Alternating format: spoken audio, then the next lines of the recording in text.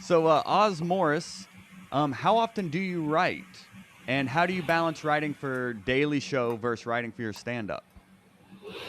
Daily Show is a little easier because you're just addressing one issue and the depths and layers to which you can explore stuff on stage, we don't have the time to do on the Daily Show. Like we're working on a piece right now. There's school teachers that are making $250,000 on YouTube doing homeschooling videos for YouTube subscribers. So there's a lot of school teachers during the pandemic who are making triple what they made in the classroom for half the work and way more appreciation. And so one of the teachers is like, fuck it, I'm never going back.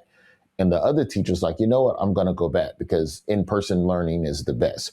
So that's just a conversation between two influencers. And the joke is just treating them like influencers.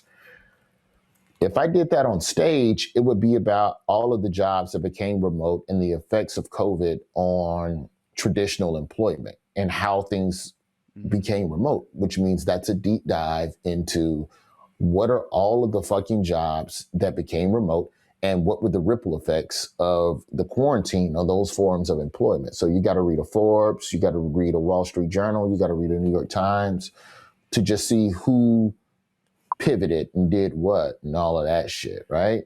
So that would be the two different ways that I would have approached that. Like if I were doing that teacher bit on stage, it would be part of a bigger conversation, but just for the Daily Show, it's just for that. Hot breath.